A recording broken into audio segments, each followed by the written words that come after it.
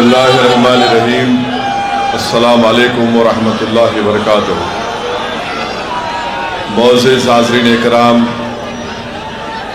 बुज़ुर्गान क़ौम और मिल्लत, मेरी इज़्ज़तदार माँ और बहनों, गयूर नौजवान साथियों, मंच पर बैठी हुई मेरी बहन नूरीन फ़ातिमा, दिल्ली के मजलिस इत्तेहादुल मुस्लिमीन के सदर शुएब जामाई साहब,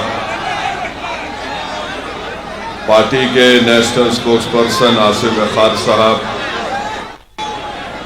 महताब चौहान साहब जो हमारे वेस्टर्न यूपी MIM के इंचार्ज हैं, मुदस्सिर साहब, सैयद मुदस्सिर रिजवी साहब, करीमी साहब, महमूद साहब, आरिफ सैफी साहब, रफ़त साहब, सना नबी साहिबा, सबीना बेगम साहिबा, मेरे अजीज़ दोस्तों और बुज़ुर्गों,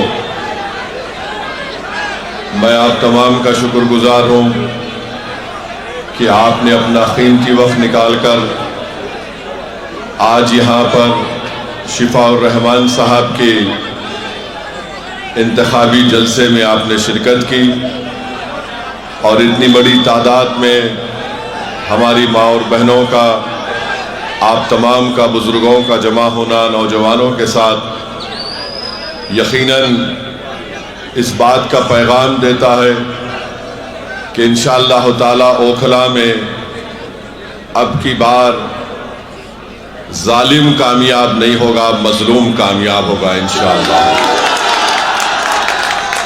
अब की बार ओखला में फिरौन का साथी कामयाब नहीं होगा, बल्कि मूसा का साथी कामयाब होगा। अब की बार ओखला से यजीद का परचम नहीं लहराया जाएगा, हुसैनी परचम लहराया जाएगा। अब की बार ओखला से झूठों को कामयाब होने नहीं देंगे, सच्चाई को कामयाब करेंगे। मेरे अजीज दोस्तों और बुजुर्गों, मैंने पहले भी कहा था और आज भी कह रहा हूं, मैं ये बात समझने से कासिर हूं कि दिल्ली प्रदेश का मुख्यमंत्री जेल को जाता है, उस पर भी तकरीबन उतने ही सीरियस IPC के चार्जेस लगते हैं, PMLA भी लगता है। मगर आखिर क्या वजह है कि सिसोदिया पर भी शराब का इल्जाम, केजरीवाल पर भी शराब का इल्जाम, जैन पर इल्जाम, खुद ओखला के आम आदमी पार्टी के मौजूदा MLA जो अनकरीब रिटायर होने जा रहे हैं इंशाअल्लाह, उनको भी जेल में डाला गया। ये 4 जेल को जाते हैं और ऐसा जाकर निकलते हैं कि जैसा कोई अपने ससुराल में जाकर मुंह दिखाई करके आ गया। 6 महीने मुख्यमंत्री केजरीवाल जेल में रहे, 6 महीने के बाद उनको बेल मिल गई। सिसोदिया 12-15 महीने रहे, बेल मिल गई। जैन काफी लंबा अरसा रहे, जेल मिल गई। यहां के मौसूफ जेल को गए, वापिस आए, फिर गए, फिर वापिस आए। आखिर इनके पास ऐसी कौन सी जादू की छड़ी है जो शिफा के पास नहीं है? आखिर ये क्या वजह है कि इनको इंसाफ मिल जाता है, इनके घर वाले इनसे महरूम नहीं होते, इनके चाहने वाले इनसे महरूम नहीं होते? अगर आज हमारी बहन शिफा की तड़प में आपके दरमियान में आकर कह रही है, तो हमारी बहन को भी वही हक हासिल है जो केजरीवाल की बीवी को भी हासिल है। याद रखो, अगर केजरीवाल की बीवी को तकलीफ हुई और केजरीवाल वापस आ गया तो नौरीन का हस्बैंड वापस क्यों नहीं आया 5 साल में? अगर सिसोदिया के घर वाले परेशान हैं तो क्या सिसोदिया, केजरीवाल और यहां के घर वालों की परेशानी शिफा और ताहिर हुसैन की तकलीफ से ज्यादा हो सकती है? क्या दोनों इंसान नहीं हैं? ये बात आपको गौर करना पड़ेगा। इंसाफ सबसे होना चाहिए। यहां मुकदमा चलता नहीं है, वहां मुकदमे की हियरिंग हो जाती है। यहां पर टाइम पे टाइम लिया जाता है, वहां पर बेल पे बेल दी जाती है। तो मेरे अजीज दोस्तों, मेरी इज्जतदार माँ और बहनों, ये बात आपको समझना बहुत जरूरी है। दूसरी बात यह है कि मजलिस पर इल्जाम कि मजलिस ने क्यों दिया शिफा को। अरे याद रखो, अगर चुनाव फिर होगा फिर शिफा को देंगे, या जो जेल में बैठा है वो मजलूम है तो उसको टिकट देंगे। ये मजलिस की पॉलिसी है। हम चाहते ही हैं कि जो जिसको दबाया जा रहा है, जिसको तुम एंटी नेशनल कहते हो, हम उसको नेशनलिस्ट कहेंगे। जिसको तुम कम्युनल कहते उसको हम सेकुलर कहेंगे। तुम्हारा एजेंडा हम कबूल करने को तैयार नहीं है। ना केजरीवाल का कबूल करेंगे, ना मोदी का एजेंडा कबूल करेंगे। हम अपना एजेंडा तय करके जनता में आए हैं और जनता से कह रहे हैं कि अब की बार ओखला से शिफा को आपको कामयाब करना है। इसलिए कामयाब करना है कि एक पैगाम देना है उन वक्त के फिरौनों को कि तुमने जुल्म किया, तुमने ऐसे कई नौजवान बच्चे और बच्चियों को जेल में डालकर उनकी जिंदगियों को बर्बाद कर दिया। वो मासूम बच्चे ताहिर हुसैन आज वापस आए।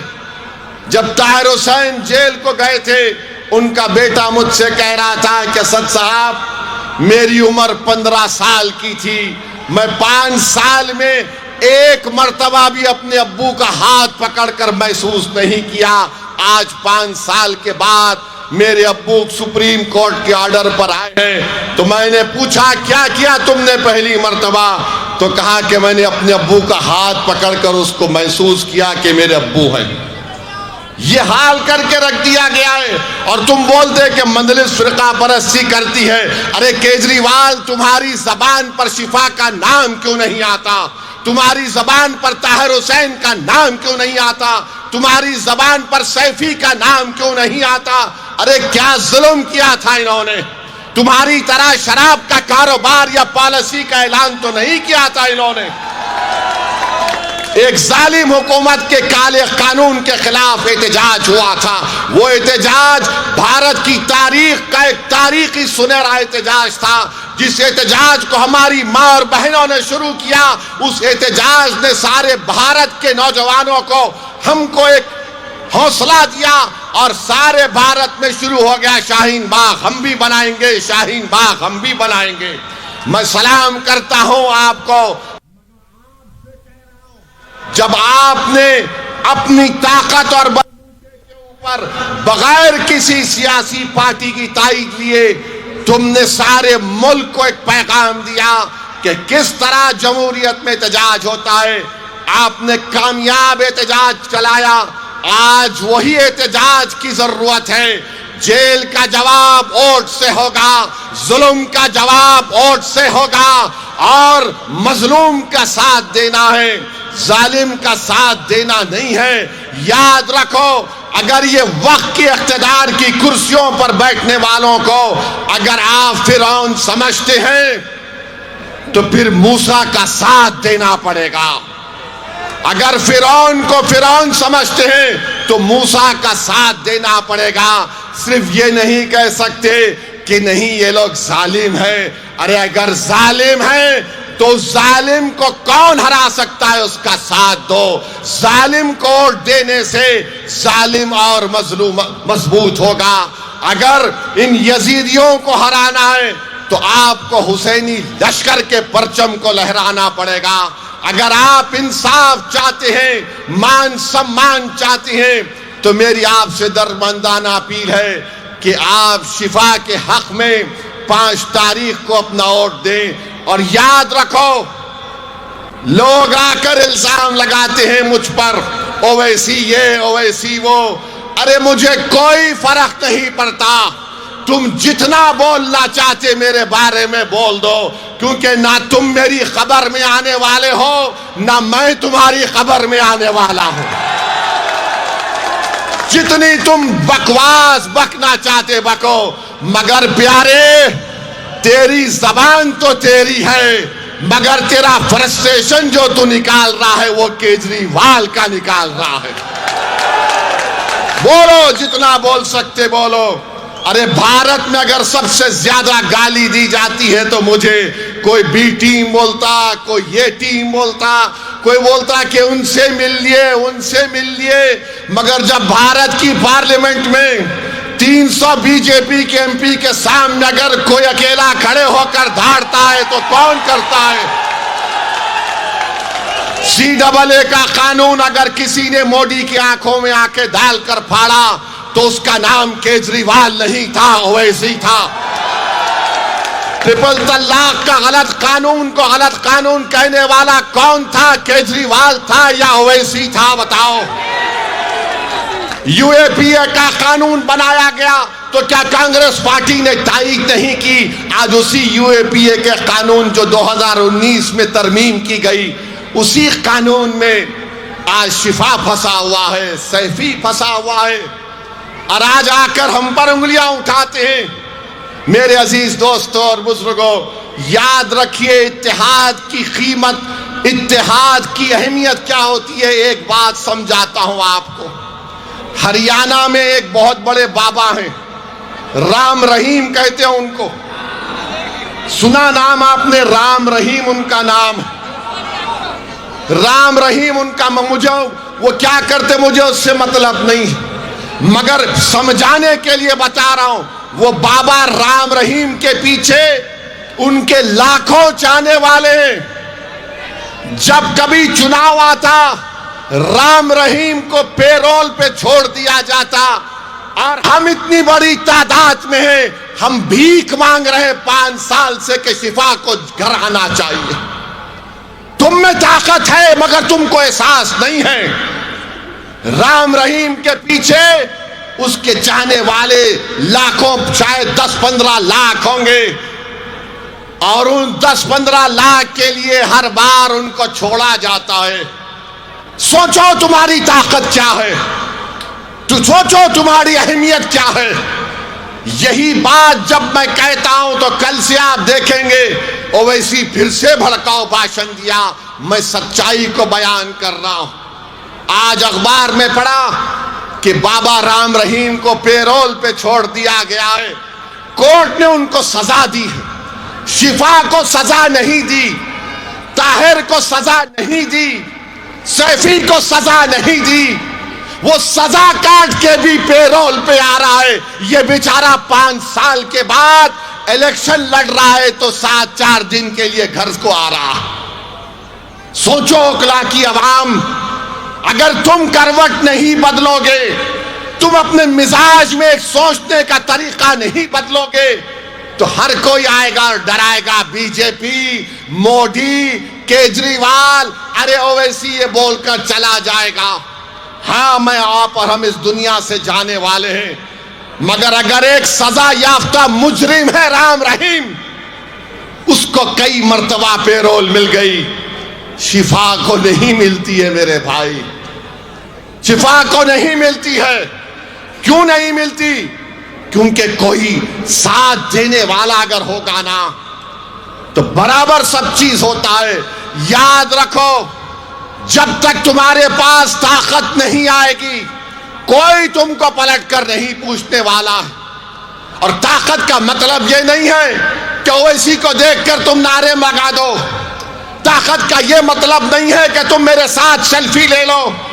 ताकत का मतलब यह नहीं है कि तुम व्हाट्सएप पर मेरी तारीफ लिख दो। ताकत का यह मतलब नहीं है कि फेसबुक पर तो मेरी तकरीर सुनकर गोलक भाई ने क्या भाषण दिया। ताकत का यह मतलब है कि तुम मुत्तहिदा अपने वोट का इस्तेमाल करो और शिफा को MLA बनाओ। ये ताकत है, ये ताकत है। इस ताकत को पहचानो। सिर्फ जाकर कोई नेता मिला, आपके साथ फोटो, बोला वाह वाह आपके साथ फोटो। ये ताकत नहीं है, ये गुलामी है। और आप देखेंगे अब चुनाव हो रहा है तो केजरीवाल ओखला की आवाम से कह रहा है वोट कट जाएंगे तो ऐसा हो जाएगा। मेरी एक सवाल का जवाब दो ओखला की जनता, हम वोटर हैं या हम शहरी हैं? हम वोटर हैं या सिटीजन हैं? हमको बताओ आप। अगर हम वोटर हैं तो फिर आप हमेशा इस्तेसाल आपका होगा। अगर आप सिटीजन हैं तो आपके राइट्स हैं, आपके हुकूक हैं। तो ये केजरीवाल और मोदी क्या कर दिए? ये सिर्फ वोटर हैं, ये सिटीजन नहीं है राइट्स के साथ। इनको डराओ, इनको वोट हासिल करो। असदुद्दीन ओवैसी यही कह रहा है कि तुम पहले सिटीजन विद राइट्स हो, उसके बाद वोटर हो। तुम कहां है तुम्हारा राइट? आज आकर यहां पर क्या कह रहे हैं केजरीवाल के लोग? बीजेपी जीत जाएगी, बीजेपी जीत जाएगी। तो ये ओखला में पानी आता है बराबर? क्या ओखला में सुबह में आपको एक आवाज नहीं आती कि पानी ले लो 25 रुपये, पानी ले लो 30 रुपये? ये सिटीजन राइट्स का मामला है। मैं चला हूं ओखला में पैदल कई मर्तबा, हर जगह गंदगी है, सफाई नहीं होती। अरे केजरीवाल चला मेरे साथ, कला मेरे साथ चल, मैं तुझे दिखाता हूं ओखला में तुमने क्या किया। डिस्पेंसरी बनाई, अस्पताल बनाया, सफाई बनाई। चलो केजरीवाल ओखला में दिखाता हूं। पूरे दिल्ली का एक माउंट एवरेस्ट है कचरे का जो यहां पर लाकर फेंका जाता। आज से 27 साल पहले हैदराबाद में हमारे कॉन्स्टिट्यूंसी में कचरा लाकर डालते थे चंद्रबाबू नायडू। हमने कई मर्तबा कहा बंद करो, बंद करो। एक दिन जाकर एहतजाज हुआ, बहुत खतरनाक एहतजाज हुआ, हम पर मुकदमा भी हुआ।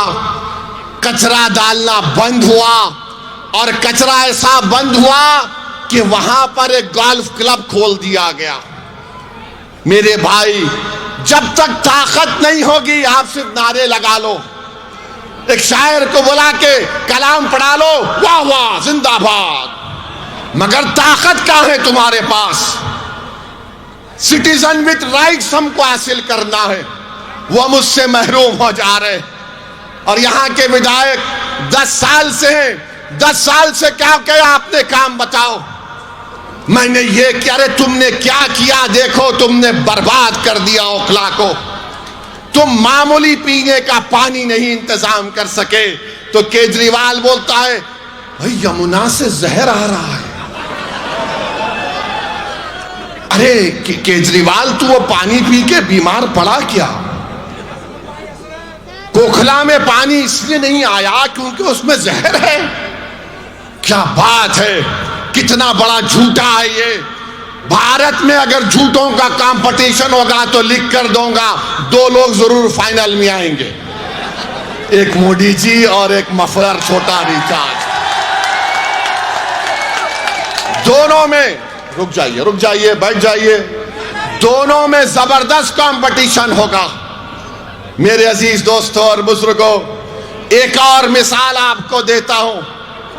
2021 में एक बच्चे को कत्ल कर दिया गया था, मैंने उसकी मजम्मत की। ये आम आदमी पार्टी के लोग बोले क्या हम नारा नहीं लगा सकते?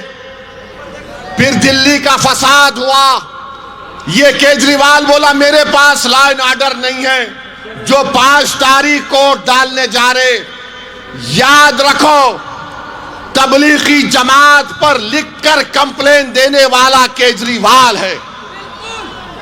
तबलीगी जमात पर लिखकर FIR दर्ज कराने वाले का नाम केजरीवाल है।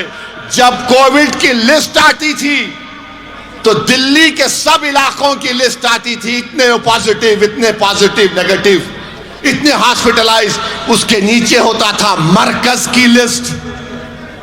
ये जुल्म शुरू किया इस शख्स ने और पूरे देश में मुसलमानों के खिलाफ एक नफरत का माहौल पैदा कर दिया गया। तो जब 5 तारीख को जाएंगे और डालने के लिए, इस बात को आपको जहन नशीन करना है। अरे केजरीवाल, जब उन बच्चों को लिटाकर दिल्ली की पुलिस मार रही थी कि जाओ गाओ जनगण मन, उसमें से एक बच्चा मर गया। चल केजरीवाल, तू नाम लेके बताओ उन 3 बच्चों का नाम क्या है, बताओ उनका नाम क्या है। नाम भी नहीं ले पाएंगे। ये एक ही बोलेंगे, आप खामोश बैठे रहो, आप कुछ मत करो, आप बीजेपी को हराओ। अरे बीजेपी को हम 50 साल से हरा रहे हैं, जनसंघ फिरका परस्ती को हम हरा रहे हैं। तुमने क्या किया? बस हमारा वोट लिया और उसके बाद हमको भुला दिया। मेरी आपसे अपील है कि 5 तारीख के दिन मुत्तहिदा अपने वोट का इस्तेमाल करिए। और अभी मुझे बताया गया कि समाजवादी पार्टी के लोग भी आ रहे हैं। कभी आईने में अपना चेहरा देखो समाजवादी पार्टी के नेताओं। तुम्हारा अखिलेश, तुम्हारा भैया, जो तुम उसकी गुलामी कर रहे हो, तुम्हारा मुकद्दर सिर्फ दरी बिछाना है, दरी बिछाना है भैया के लिए। ओवैसी कह रहा है कि अब किसी के लिए दरी नहीं बिछाएंगे, बिछाएंगे तो अपने लिए और शिफा के लिए। ये वो अखिलेश है। जब मुख्यमंत्री था तो मुजफ्फरनगर का कांड हुआ था। आजादी के बाद 50,000 लोग बेघर हो गए, 40 से ज्यादा महिलाओं की अस्मत रेजी की गई थी। कहां गया था तुम्हारा सेकुलरिज्म? आजम खां को सजा हो गई, अखिलेश पे एक मुकदमा नहीं होता है, एक मुकदमा अखिलेश पे नहीं होता है। इतने बड़े काम अखिलेश ने किए, मगर मोदी जी उसको ही चाय पिला रहे, आजम को जहर दे दिया गया। बोलो समाजवादी पार्टी के लोगों, याद रखो अकला की जनता, ये लड़ाई आपकी सियासी आवाज की है, ये मेरी लड़ाई नहीं है। मैं मर मिटने को तैयार हूं, मगर आपकी लड़ाई है। आपका नेता पैदा हो, अगर आज शिफा नहीं जीतेगा तो कल को इन जालिमों के खिलाफ नहीं उठेगा। याद रखो, जालिमों को कमजोर करना है, इंसाफ को कामयाब करना है। तो मेरी आपसे दरमंदाना अपील है कि 5 तारीख के दिन आप तमाम लोग अपने घर वालों के साथ निकलकर अपने वोट का इस्तेमाल करेंगे ना? पतंग के निशान पर बटन दबाएंगे आप फिरौन को हराएंगे, आप फिरौन को हराएंगे, आप जालिम को हराएंगे, आप इंसाफ को कामयाब करेंगे। तो लगाइए मेरे साथ नारा, नारे तकबीर, नारे तकबीर। अस्सलाम वालेकुम व रहमतुल्लाहि व बरकातहू।